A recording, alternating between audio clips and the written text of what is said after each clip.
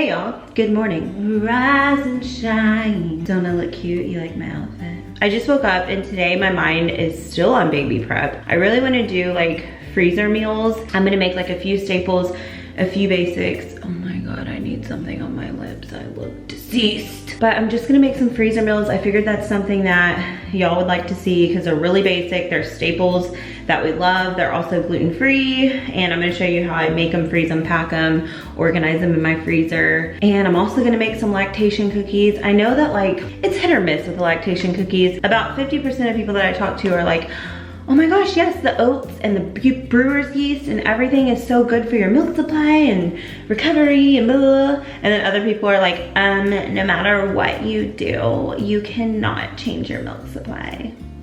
Okay, well, I'd rather just have the lactation cookies just for shits and gigs, because what is it gonna hurt, you know?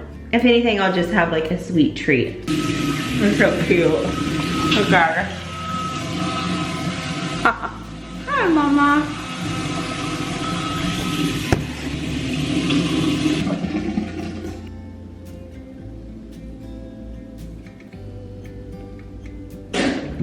Okay, let's get some real clothes on, shall we? Okay, I'm dressed now. I say I'm dressed, but it's like, you know, sweatshirt, leggings, slippers. It's a really stormy day here, and I hope, go figure, like the day that I really want to film these freezer meals for y'all, the lighting in my house sucks because it looks like it's about to storm. The weather is not good, and it's bringing in a cold front. But the freezer meals are something that I really wanted to do, especially like the lactation cookies and stuff. That's actually what I'm gonna end up making first, and then we're gonna make these freezer meals together. Right now I'm just dragging everything out that I'm gonna need for the lactation cookies, but I wanted to show you this set of tinfoil trays that I got. There's 30 of them, and I got them at Costco. I'm not gonna be using all of these, but they're just good to have on hand. I just put them on top of the refrigerator outside in our garage, and as I need them, I come get them. So that is what I'm gonna be using today for our freezer meals. Okay guys, let's get started with these lactation cookies. The first thing you're gonna do is you're gonna take 1 tablespoon of water and 2 tablespoons of ground flaxseed. Flaxseed is really good, supposedly, for your milk supply. Then you are gonna take 3/4 cup of butter and 1/4 cup of coconut oil and put it in a bowl. Then you're gonna add 1.5 cups of brown sugar and 3 eggs. But you're gonna add the eggs gradually, one at a time. So you're gonna add an egg, mix it up, add your egg, mix it up until you've used all 3 eggs. Then you're gonna add your flaxseed mixture to your liquid mixture, and you're gonna add 3 teaspoons of vanilla extract and 1 teaspoon of almond extract. Now it's time for the dry ingredients. You're gonna add 2 cups of all-purpose flour. I use gluten-free flour because we're gluten-free. Then you are gonna add 1 tablespoon of cinnamon. I wish I would have added more, but I love cinnamon personally. Then you're gonna add your brewer's yeast. You can do 2 to 6 tablespoons, and I chose to do 4.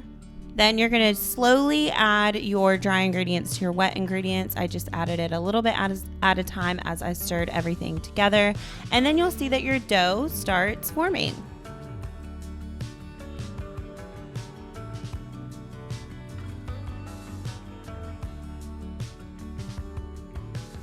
Now you're gonna add your oats. This recipe called for 3 cups of Steel Cut Oatmeal. I personally love the texture of Steel Cut. And then you're gonna add some chocolate chips. This is 1 cup of chocolate chip for this recipe, but you can add more if you want. You could do some coconut if you want, or slivered almonds. You could do white chocolate chips, whatever you like, but I chose to do 1 cup of dark chocolate chips. Then I decided to make just a little small batch on a sheet pan for me to try. This was a brand new recipe for me, obviously. Haven't had a baby before. So I really wanted to try a few. And then the rest, I'm gonna show you how I prep for the freezer so that I could just grab them out, put a few on a sheet pan as I need them, and bake them. Just a tip, the ones that I ended up making and trying, the leftover ones I put in the fridge, and they were so delicious. Okay, lactation cookies are done. I did make a small batch for the oven, as you saw, and I just taste tested them. I just had 2. They're freaking good. Even if they don't work, I'm happy to have these cookies ready to bake. So I'm gonna show you what they look like baked. So this is just a small plate that I made. They're really, really good. They're nice and soft. I love the texture. They're delish. And then I just put the rest of the dough in these trays, and I'm gonna cover it with foil and write the directions on top. I used this little cookie scoop right here, and it made 55 cookies, so just for reference. Okay, so here they are, and they're ready to go in the freezer. I just wanted to show you how I wrote just on a Sharpie what they are, and then how long you bake them. And then because they're gonna be stacked in the freezer, I just also wrote on the side right there. Okay, so the next meal is gonna be chicken spaghetti. This is a staple in our house. It's something that Matt and I love so much. My best friend and roommate in college taught me how to make this, and it's just something that we look forward to and we like. It's a very comforting food, so I knew that that would be really good for postpartum. But since I'm doing it as a freezer meal, I'm gonna be doing it a little bit different. So I kind of wanted to tell you that before we get started. So the first thing you're gonna need is chicken. I've never used chicken breast actually for this recipe. I've always just picked up a rotisserie chicken and peeled it. I would recommend doing your chicken spaghetti with a whole rotisserie chicken. It makes your life easier and they're so juicy and flavorful. But I happen to have chicken breast packs from Costco in the deep freeze, just tons of them. So I was like, okay, I'm just gonna pre-make some chicken breast and we'll use that. If you decide that you want to use chicken breast, I would do 4 or 5. Now I do want to say the cream of chicken and cream of mushroom, I get comments about this all the time of people telling me that it is not gluten-free, and that is true. It's not gluten-free. They have never made me sick and bothered my stomach, and I'm telling you, I'm the type of person that if I accidentally eat gluten, I am seconds from contemplating if Matt should take me to the urgent care. Like, I get very sick, and for some reason, these Campbell's cream of chicken and cream of mushroom have never made me sick. I have bought the HEB brand cream of mushroom and cream of chicken, and I was deathly ill. If you have a really, really, really bad severe gluten allergy, you need to find these gluten-free. I'm not saying that you need to go ahead and eat this anyways if you are gluten-free, but personally, this has never made me awfully sick. So, and then the last thing I want to say about that chicken spaghetti that I'm altering, that's different than if you were just to make it at home. I'm altering it because this is the freezer meal version of this chicken spaghetti. You're also going to need gluten-free noodles, gluten-free spaghetti noodles.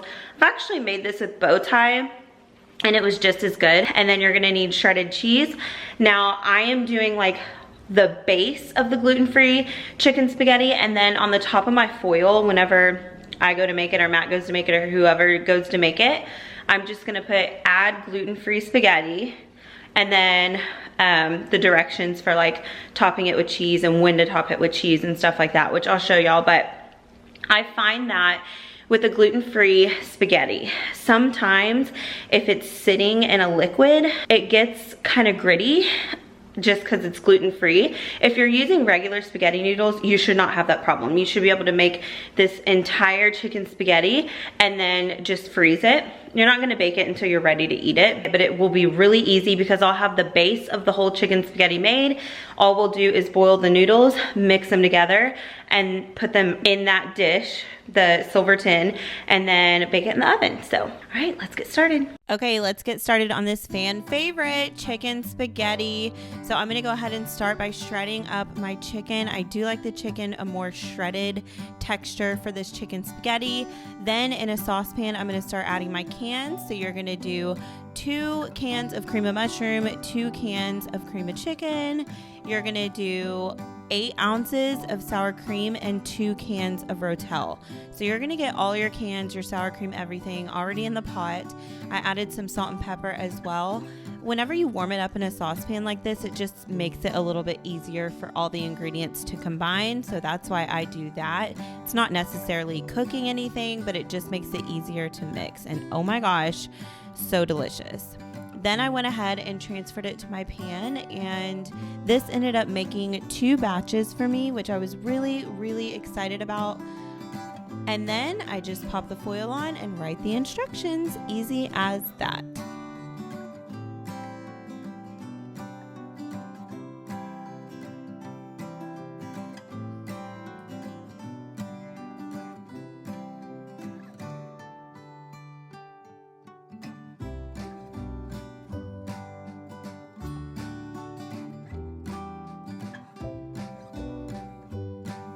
Okay, so here is the chicken spaghetti done. I just kind of wanted to give you the lowdown on the cooking instructions just because mine may be a little bit different from y'all's, but it really is quite simple. So I just wrote what it was on the top. Add cooked noodles. We only have gluten-free noodles here, so there shouldn't be any confusion there. After you stir in the cooked noodles, you're gonna bake it covered at 400 degrees for 20 minutes. Then you're gonna top it with cheese and then bake it for 5 minutes just to melt the cheese. Easy as that. I'm gonna be really happy that I have the bases for this spaghetti done. All I gotta do is add my noodles, melt my cheese on top, and we're ready to go. So next we're gonna be making enchilada lasagna. It's super easy. You literally just make all the ingredients, layer them in the casserole dish, and bake it. And it tastes so good. It tastes just like enchiladas, but it's like the lazy girl way of doing it. So the first thing you're gonna do is saute an onion in the skillet. Once it's pretty much done cooking, you are gonna add 2 large cloves of garlic. I think I ended up doing 3 tablespoons because we love garlic. And then you're gonna add a can of Rotel. I seasoned mine with chili powder and smoked paprika.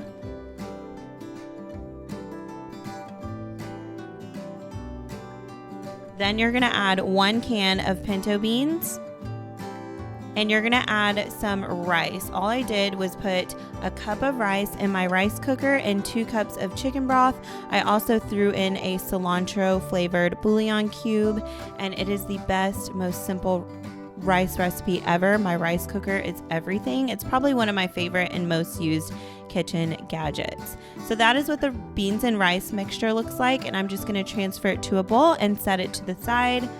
Next, I'm going to be grounding up some ground turkey. You can use beef, of course. Any way that you would prefer to do, like ground taco meat, is what you can use. We do turkey tacos a lot. And then you're just going to season it with taco seasoning or whatever you prefer whenever you would make, however you would make it on just like a taco night, a taco Tuesday. And then you're just going to add 2 cups of frozen corn or 1 can of corn if you're choosing to use the can. And now we get to layering. So I went ahead and did half a jar of green salsa on the bottom. And then I just took corn tortillas and I tore them into fourths. You can use flour tortillas as well, but since we're gluten-free, I used corn tortillas. The flour tortillas honestly sound amazing.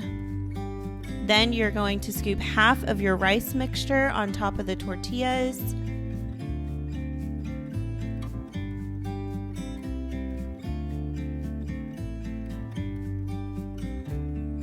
Next, you're gonna put half a bag of cheddar cheese. Then another layer of your tortillas of choice.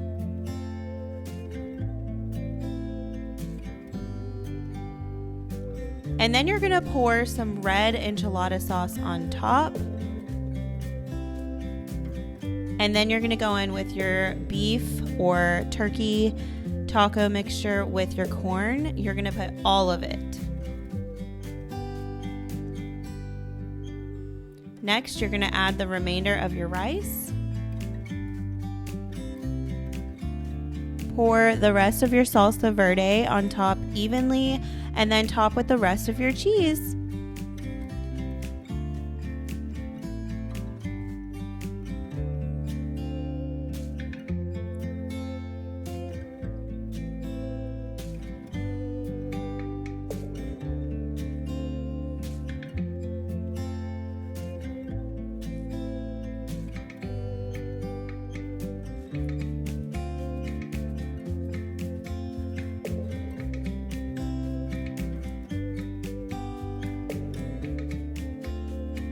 Next is the beloved Poppyseed Chicken, and it's so easy to make. It's probably the easiest thing you could ever make. So what you're gonna need is approximately 2 pounds of chicken breast. You're gonna need some crackers. I'm using gluten-free crackers. You're gonna need 2 cans of cream of chicken, 8 ounces of sour cream, butter, and some poppy seeds.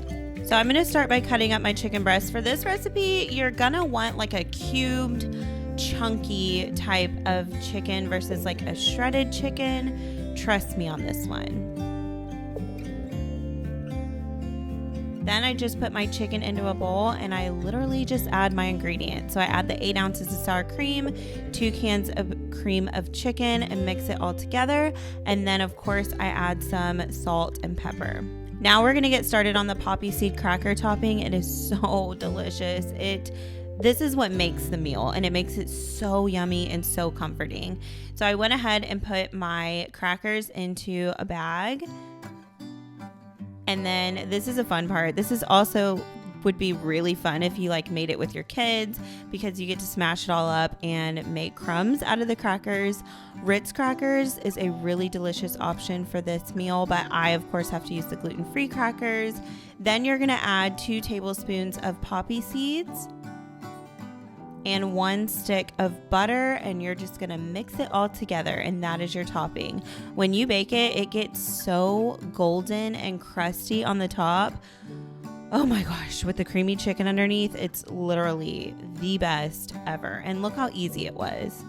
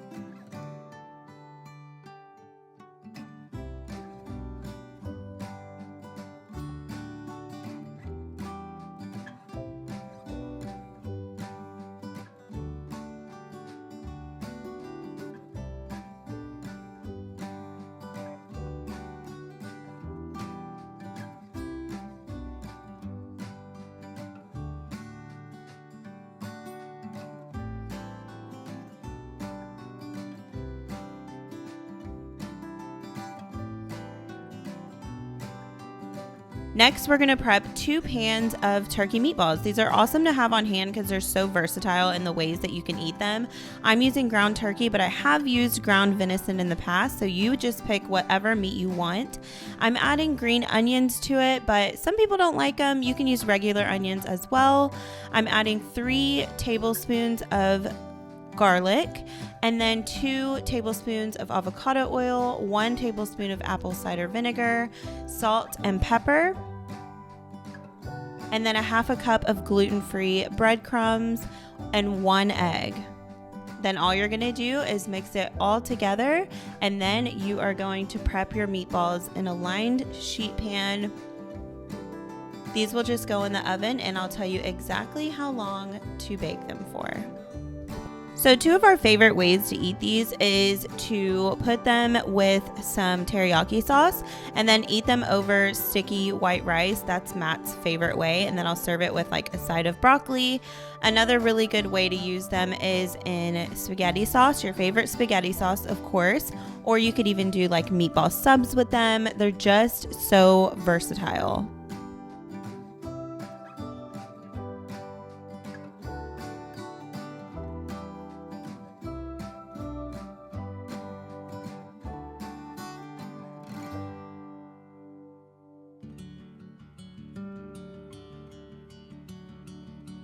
So that's it for this video, guys. I really hope it could have been helpful for you. These aren't the healthiest recipes, but I did want to have things that are just comforting, that I could just be enjoying and not thinking about calories or fat or anything after I have this baby. I just want to be cuddling with some good food, and I wanted it to be all laid out to where Matt can help as well. I hope this video was helpful for you. It was a lot of work. God bless the YouTubers that make videos like these all the time. Please leave a comment down below if you plan on trying one of these. Give this video a like if you liked it. Thank you for watching this one, and I'll see you in the next one. Bye. Before I'm too invested